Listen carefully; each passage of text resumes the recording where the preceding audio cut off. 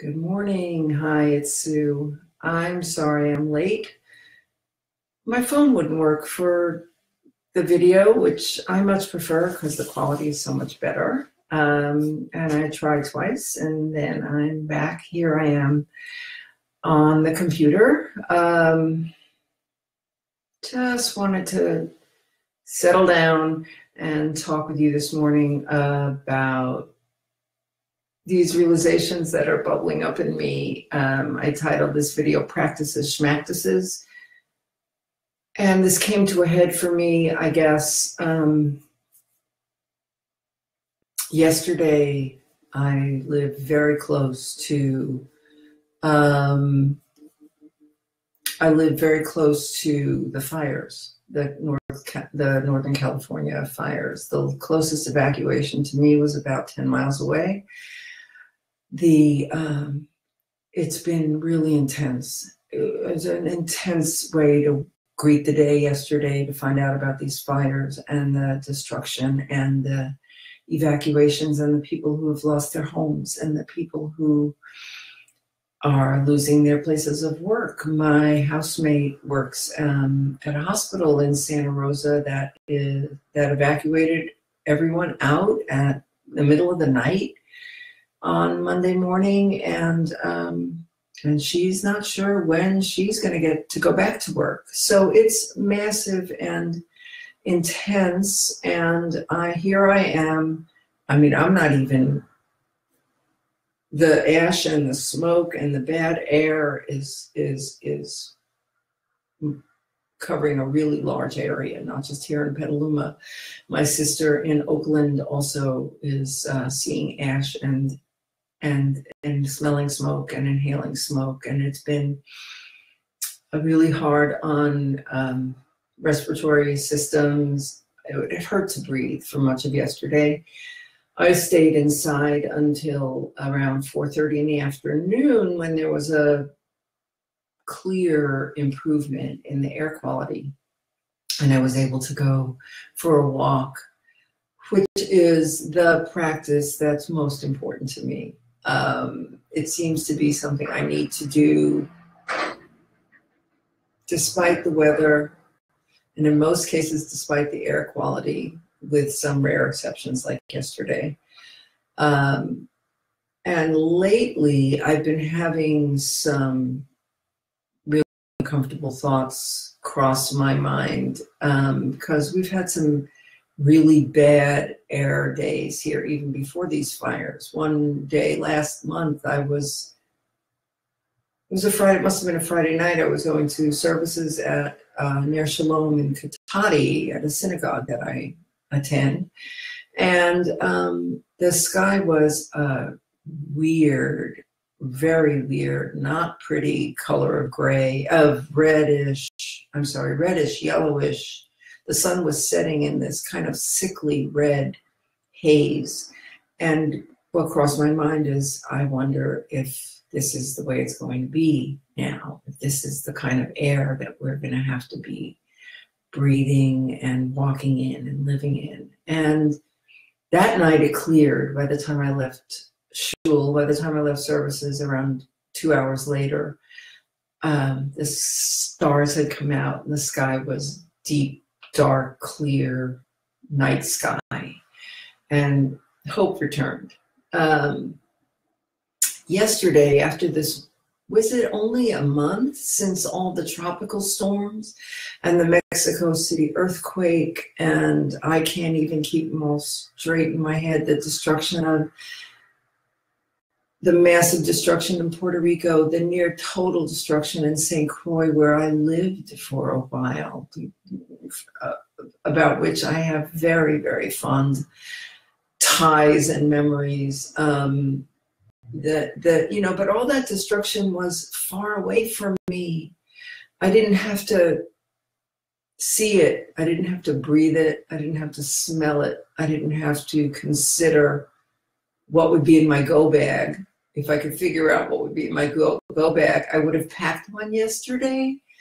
Hi, whoever's on the little love stream with me, let me know who you are. Let's connect.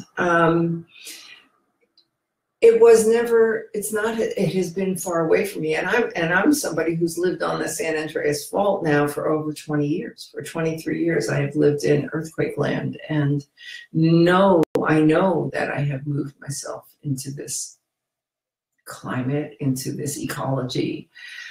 But yesterday was the closest that I have been to this kind of intense Mother Nature shaking her skirts at us. Mother Nature shimmying, shaking, and schooling us. Man, you know, those every single human who is walking around in climate change denial, come on over here. Come on and visit over here. Go visit the tropics. Go visit, you know, I mean, really, what a wake-up call. What a wake-up call. So, practices, schmactices. So this, I've been looking at this for a long time, ever since I started diving into, sinking into, relaxing into this understanding of the principles of mind, consciousness, and thought. It's called the three principles. What happened to me is I started settling down and kind of letting go of my, how do I say it? My need to have rigid routines in order for myself to feel safe, in order for myself to feel like I'm being a good person, a productive person. I had these routines and structures in place where I would do my Tai Chi practice every day. I would walk a certain number of steps every day. I would meditate, I'd sit, I'd do some kind of workout. I would, and then I had my work routines. I'd go live twice a week, and I'd blog every other week right before the new and full moon, and I would this and I would that. And these were my practices. And what happened to me as I started to let go of my attachment to the things that I cook up in my head, that this is how things have to be in order for things to be okay, I started letting go of my attachment to all these practices. And I was really worried about that. I was really worried that I wouldn't do anything at all, that I, you know, spend my days in bed watching crappy TV on my iPad and eating chocolates. I don't know what I was thinking. But I was thinking stuff like that. I would, if I didn't have this rigid structure around me, I wouldn't get anything done. So guess what? Not true. So what I've learned is, pardon me while I scratch my nose. What I've learned is that it is really key and critical for me to do what? To walk. Walking seems to be lifeblood for me. Walking every day. I have a bottom line, at least 3,000 steps. If I get that in, I know that I've had put one foot in front of the other for a mile or so, and I've breathed the oxygen and been outside and looked around, and often listened to some good music or some talk that I wanted to tune into. And then I average somewhere between 5,000 and 8,000 steps a day. And it's really important to me. So important that I rarely miss a day. But this, you know, this is what I'm learning in this process of discovery. I'm also learning that Tai Chi is really important. I have been practicing Tai Chi since 1974. So, yeah, that's how long it's been. So I'm in my 5th decade studying Tai Chi, and it's really, really important to me. It just gives me balance. It lets me feel connected. It lets me feel relaxed. It lets me feel it brings patience. It brings presence. But you know what? I don't have to do it every day. I seem naturally to get up and do a round or two of Tai Chi 3 or 4 times a week. And it happens all automatically. It happens all by itself. Luckily, my house slippers are also really great Tai Chi shoes, so I don't even have to go look for my shoes. most of the time, and working out, my physical therapy exercise, my body keeps me going on that because I need it. I am in my 60s, and I have some injured parts and some achy parts, and I have discovered that these physical therapy balls that I use, they help me the more frequently I use them. So I am incentivized because I don't like to be in pain. And they work. So is slathering my muscles, my sore bursa, my injured medial meniscus, my injured other ankle. I slather those with cannabis oil every day because that helps too. And I don't do it every day. I do it when I think about it. So I have loosened my grip on practices having to appear one way, the same way all the time in order for things to be stable and for me to be okay. The other thing that comes with this is that it's not necessarily the technique that's important. It's more I called it, it's not the technique, it's the technician for years now. When I moved from New York to California in 1994, I had been working with the world's best chiropractor who was really helpful. I was seeing her every week or two. She was really helping me.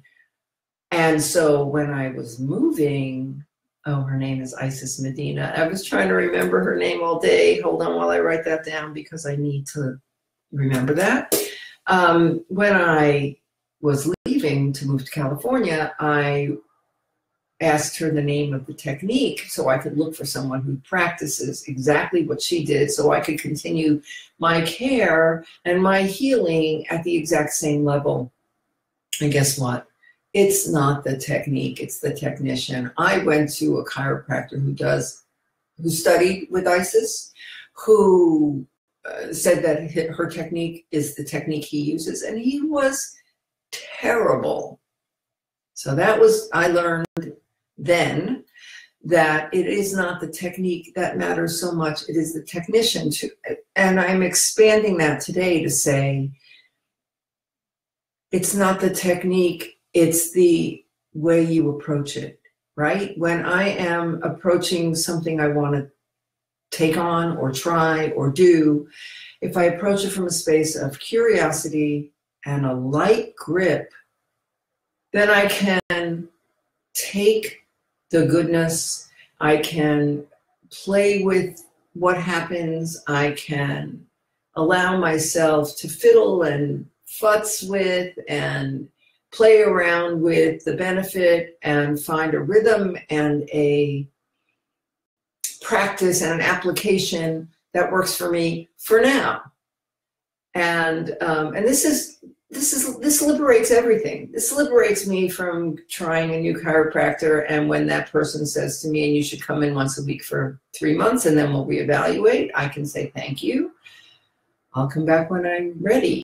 Or when a doctor or one of my large health network team says to me, you should take more of that supplement you're taking. Just take more unless you start having nightmares. I get to drop in and say to myself, well, yeah, or maybe not so much. Maybe I'll just keep it at the level it's at now. It feels like it's helping me. If I want to try experimenting with going more, I can do that in my own way and in my own time. Yeah, I know this sounds fierce, and I know this, but it is. I have taken a fierce position in terms of my life, in terms of what I take on, in terms of who I bring into my healing circle, in terms of how I listen to their recommendations. Practices, schmactices. Do what is right for you now. I took a walk yesterday at 4:30 because the air quality got better and let me. The air quality sucks again today. The winds have picked back up. The fires are still burning.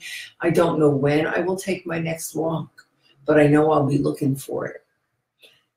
So here is this unscheduled almost 15-minute live stream. I just wanted to connect with you. I will be back again on Friday. I think it's my practice. We'll see what happens. Blessed be. Let me know what you think, please. Thanks.